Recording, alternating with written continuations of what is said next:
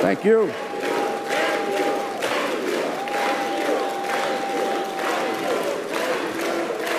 Thank you. Thank you very much. It is wonderful to return here at a time of great significance and a lot more hope for all of us than many of the other times that we've been here.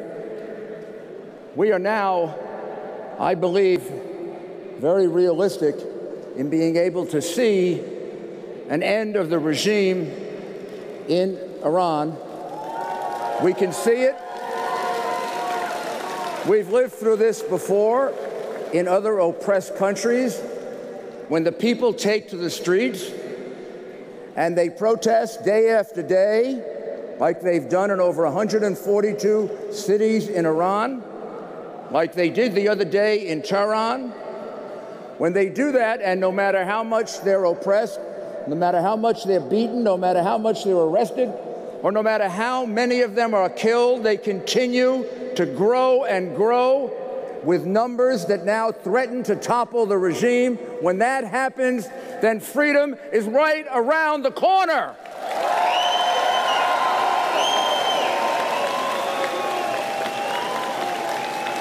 It could have happened 8 or 9 years ago with the uprising in 2009. The uprising that disgracefully my government turned its back on. Shame on that administration. However, this time, when it started back in December and January, just a few months ago, the President of the United States, about whom there's a lot of controversy whether he should tweet or not, took out his little phone and he tweeted and he supported the protesters. Like Ronald Reagan did for the protesters in Poland when Solidarity marched against communism. And what happened there? Communism fell, Poland is free, the Iron Curtain evaporated, and the Berlin Wall was chopped down. That will happen now. I say to those countries that continue to support Iran, to those countries that do business with Iran, you are paying for a regime that deprives women of their rights, that deprives children of their rights, and that murders people because they practice a different religion. How can you do that? How much better are you than the terrorists when you are giving them money and propping up this regime? Women's groups in particular all over the world should demand that those businesses that continue to do business with this regime should be boycotted, and we should stop doing business with them.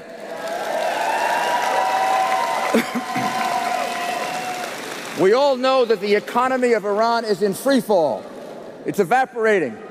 That's terrible for the people of Iran, for your brothers and sisters and your relatives and friends. But I believe it's a price that they're more than willing to pay, like our martyrs were willing to pay with their blood. It's a price they're willing to pay because freedom from oppression always comes through economic want, through human want. That's what happened in the French Revolution. That's what happened in the Russian Revolution, the original one and the second one. And that's what's happening right now in your homeland. We saw a picture of a man that held up a sign and said he was willing to give his kidney. He was willing to sell his kidney for $500.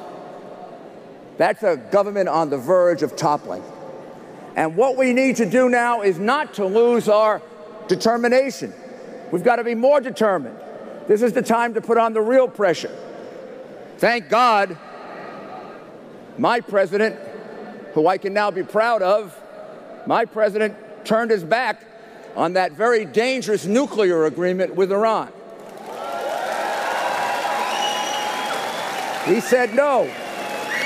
We're not going to do business with the biggest state sponsor of terrorism. We're going to reimpose the sanctions. Everybody said it wouldn't be enough. Gee, just America stops doing business with you when all of Europe is doing business with Iran, and they should be ashamed of themselves.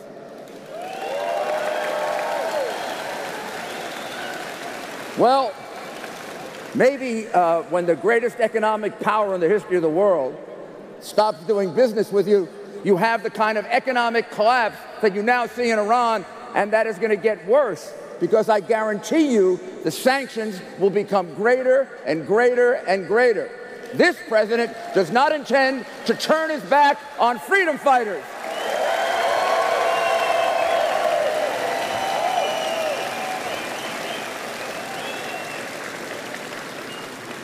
We've seen this happen in other countries many times.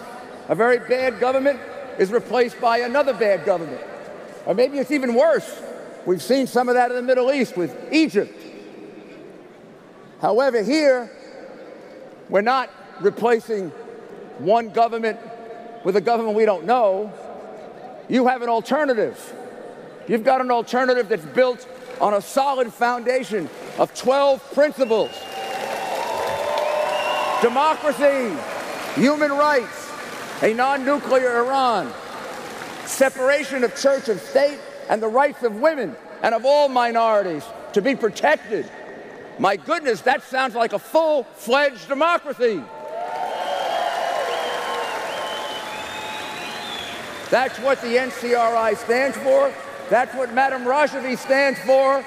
And that's what your martyrs died for.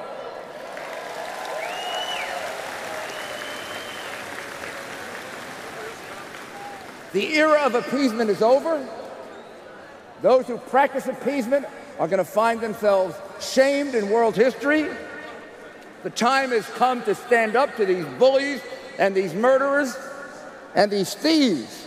Never forget, that government of mullahs is not about religion. That government is about stealing. The reason Iran is in economic freefall when it's been given a huge amount of money is because that money is stolen. It's not spent on the people. The people of Iran should say to the mullahs and the Ayatollah, give us the billions you stole.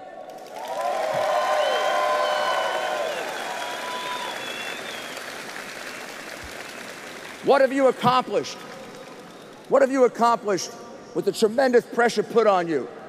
Since I've been working with you and all of my colleagues from the United States, we fought a worldwide battle to shed the unfair label of terrorism in the United States, the United Kingdom, the European Union. That label is now gone, and you're seen as defenders of human rights, because that's what you are. And we won that battle. Our people that were stranded in Iraq, yes, we lost hundreds of them. But we finally delivered them to freedom in Albania, and I thank the government of Albania. I was there this year. It's a wonderful place to see. It's a great hope for the future of Iran.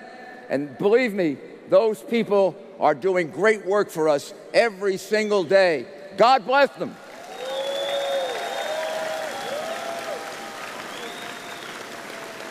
You've been able to form resistance units all over Iran.